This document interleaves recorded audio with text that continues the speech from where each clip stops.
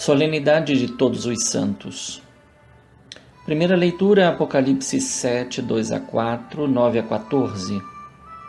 Salmo 23. Segunda leitura, 1 João 3, 1 a 3. Evangelho, Mateus 5, 1 a 12a.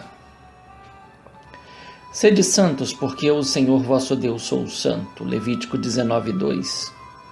Esta é a vontade do Senhor para o seu povo. Se por um lado a santidade é a realidade própria de Deus, pertence à sua natureza, por isso que Isaías proclama santo, santo, santo. Por outro lado, Deus tornou a sua santidade apropriada para o ser humano, e nada exige dele que não seja possível. A santidade deve-se dizer logo de início, não é um prêmio que o Senhor concede ao ser humano por algum mérito. Ela é um dom, pura manifestação do seu amor e da sua graça que opera a santificação do ser humano, que acolhe e a ela busca se configurar.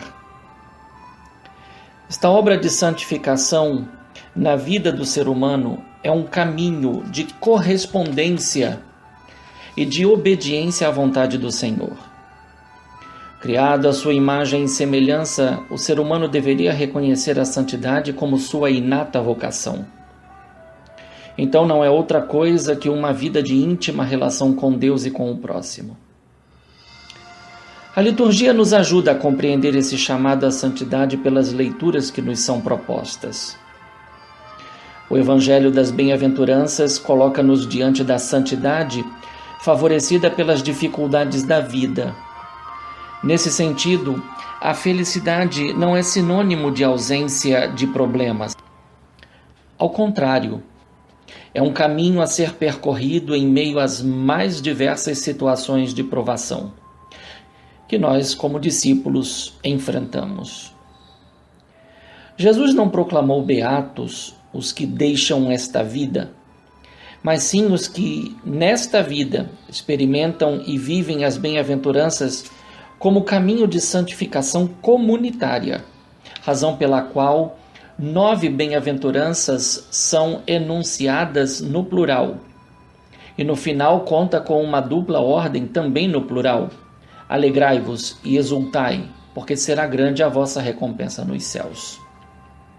Somente aqui se fala do futuro, mas que será para os que no presente se abrem e buscam viver as bem-aventuranças.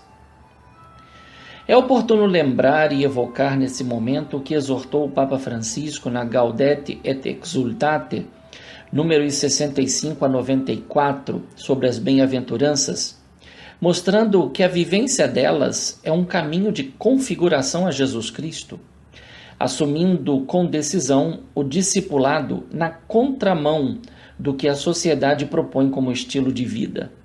Por isso afirma, abre aspas, as bem-aventuranças não são absolutamente um compromisso leve ou superficial.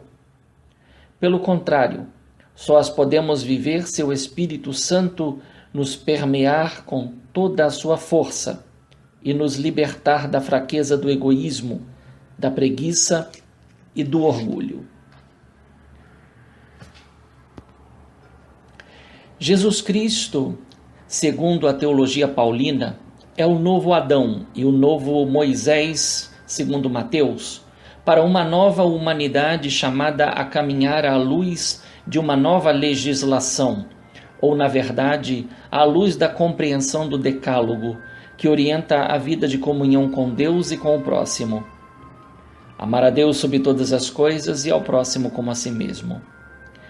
Se olharmos com atenção, verificaremos que são 9 bem-aventuranças, mais uma, o que perfaz 10 no total e coloca-as como o decálogo da nova aliança estabelecida em Jesus Cristo. A comparação pode prosseguir sobre vários aspectos. Dentre esses, destaca-se o monte sobre o qual Jesus sobe, senta-se e começa a ensinar os seus discípulos. Para Mateus, essa ação de Jesus faz lembrar o Monte Sinai, sobre o qual Moisés recebeu as 2 placas de pedra contendo as 10 palavras, comumente chamadas de 10 mandamentos. O ponto de partida de Jesus é a pobreza de espírito, contraposta ao desejo ilícito com o qual termina o decálogo no 10º mandamento. Enquanto o decálogo era para o povo eleito, que celebrava a aliança no Sinai, as bem-aventuranças na dinâmica do Evangelho de Mateus são para toda a humanidade, destinada a ser evangelizada graças à missão universal que Jesus deu aos discípulos após ressuscitar dentre os mortos, e num monte determinado, que para o evangelista é o mesmo das bem-aventuranças. Assim, o Sermão da Montanha é tomado como conteúdo próprio da missão. Lá onde Jesus amaestrou os discípulos, se recebe a nova ordem de ir e amaestrar todas as gentes, ensinando-as a se tornarem discípulos.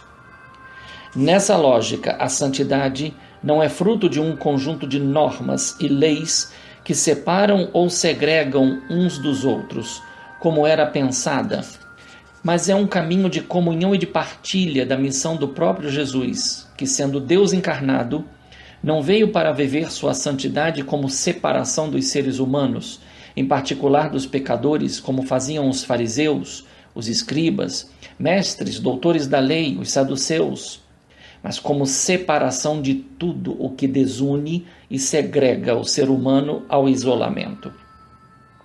A santidade proposta por Jesus não é um caminho de subida verso Deus, mas é a adesão pessoal a Ele, enquanto Deus que desce do mais alto dos céus para viver no meio dos seres humanos. Nesse sentido, a kenosis do Verbo de Deus evoca a kenosis de Deus no final do livro de Êxodo, quando faz sua glória habitar na tenda santuário. É um prenúncio da encarnação no seio de Maria. É lamentável quando se vê que muitos querem viver uma santidade separada e distante das pessoas, em particular dos que consideram pecadores, repetindo assim o mesmo erro dos fariseus e saduceus. Em contrapartida, vive-se a santidade própria de Jesus quando se assume a compaixão, a misericórdia e o perdão como testemunho das bem-aventuranças.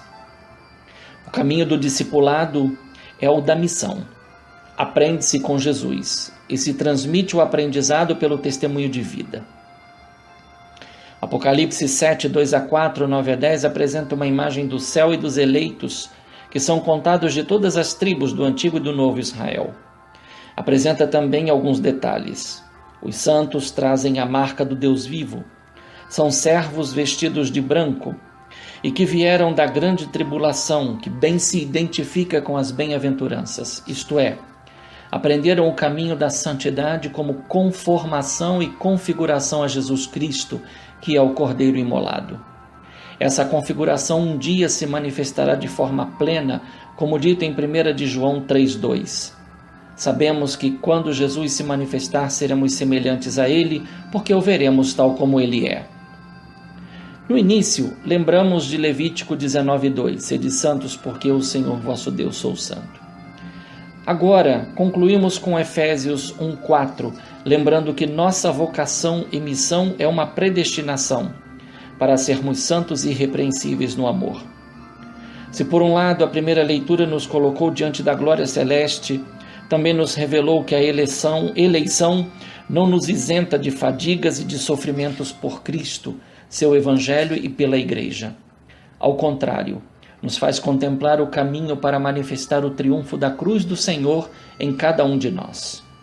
Por outro lado, esse triunfo é fruto do amor de Deus revelado em Jesus Cristo, que por primeiro fez experiência pessoal de cada uma das bem-aventuranças. Por isso pode propô-las como seu pessoal código de santidade a ser seguido por seus discípulos. Nas bem-aventuranças se descobre o estilo de vida dos cristãos que assumem sobre si e para si o programa de vida do seu Mestre Senhor Jesus Cristo.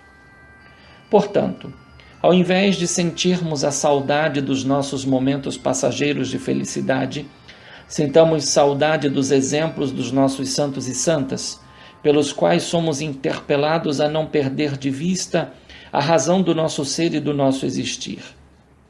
O louvor que damos a Deus pelos santos e santas nada acrescenta à santidade deles, mas serve para nos provocar e para verificar se queremos experimentar o mesmo amor que os levou a tudo renunciar por Deus e pelo bem do próximo.